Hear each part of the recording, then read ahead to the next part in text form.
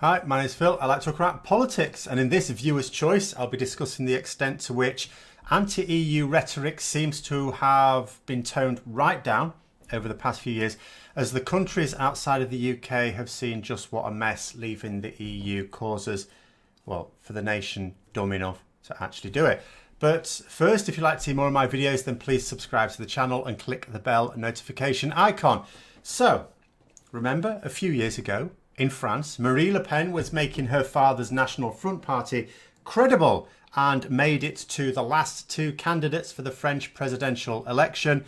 That Macron is now president has less to do with the fact that he was the overwhelmingly popular candidate and a bit more to do with the fact that a lot of people in France desperately did not want Marine Le Pen as president.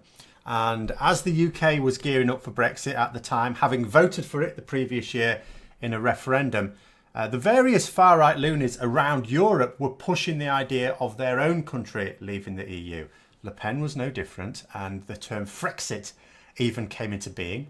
There was also Dexit, courtesy of the AFD in Germany. Geert Wilders of the Netherlands was rising to prominence on an anti-EU ticket as well. There were also serious debates going on in Italy and in a few other countries in the EU as well. The far right were making gains, and it was making gains on a populist nationalist agenda centred very much around blaming the EU for all their ills, just as Britain had been doing for so long very successfully. But whereas those self-destructive lunatics made their message work in the UK, thanks to the suppression of the realities of Brexit permitted by a complicit opposition, no such blindfolding seemed to occur elsewhere. I mean, Germany is now getting the Greens into a position of serious power, for goodness sake. Swung well away. And that these populist groups and leaders, though are still present and are still a significant feature in those countries and still have a significant amount of support, they've seen their star wane over the past few years. That has been obvious to observers in the UK. And then I saw something really interesting in the Irish Times, which I did not know about. And it is that these groups haven't just seen their popularity wane because people have seen the madness of leaving the EU. They've looked at Britain trying to leave the EU and thought, oh my good God, no, not us. No, beyond that, they themselves have seen the poisonous nature of Brexit, or at least the effect on their populations. All of these groups that had made leaving the EU a central policy in their manifestos have been removing that policy recently. They're adopting a similar stance to what Britain did before 2015, which is to keep blaming the EU for all their ills and the general concept of foreigners to whip up nationalist fervour, but not actually calling for leaving the EU. But, you know, and so they've even stopped doing that because they know it is, electoral suicide to keep pushing it. It's a recognition that nobody is going to believe, in these nations at least, that leaving the most powerful political and trading body in the world is going to do them any good at all. Particularly in the likes of France, which is a major player even within the EU. All EU member states have a fair amount of power within it, at least the power of veto over certain decisions, but France is a real driving force. And with these nations, you would actually think nationalism, if anything, would be easier to push, as the likes of France, Germany, Italy, the Netherlands all adopted the euro. In Britain, we didn't. So there was no perceived loss of identity, whether it was real or imagined, ever with membership of the EU. There isn't a single, if you get general members of the public to name the British institutions, the things that are British in the UK, none of them are a result of EU membership. But in the nations where the currency was changed, I mean, you could see how it would be relatively easy to persuade people that their national identity was being eroded by the EU. It's an argument that's used in the UK, but on what basis people believe it, I do not know. Because none of the things that you talk about, if you talk to us something, what do you associate with British identity? Not one of them has been removed over the last few decades, unless it is the UK that's changed it itself.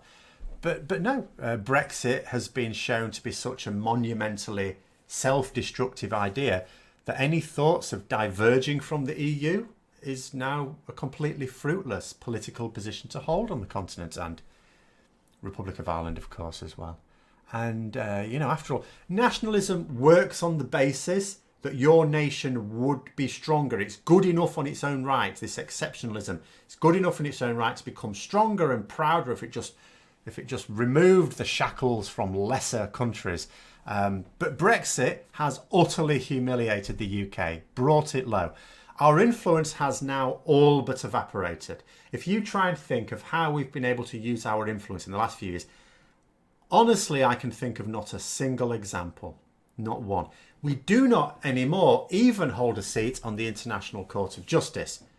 Now, that is a notion that would have been unheard of until recently. The idea that there would not be a British judge on the International Court of Justice, like, you're having a laugh. But no, it's gone. It's gone. And it's because other EU nations, they weren't dissimilar to the UK until recently. Support for the EU was in a majority, as it was in the UK, but it wasn't overwhelming support, which is why Brexit was allowed to happen, because, you only had to shift a relatively small number of people.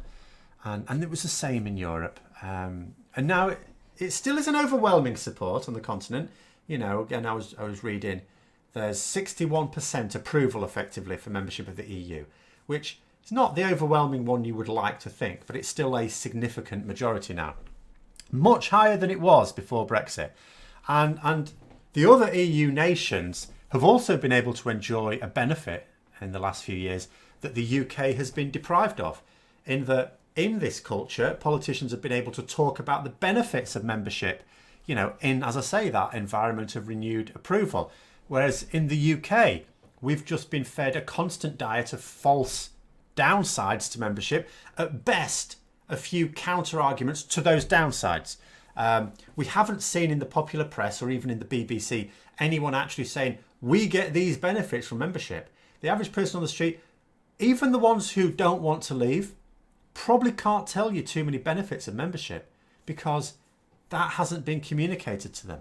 Yeah, the best thing that many people in the UK would say, even though they're in the majority now, the people who want to remain in the EU, is that leaving is worse than staying. It's just it might be bad being in the EU, but it's even worse outside it. That's as far as you get with quite a lot of people.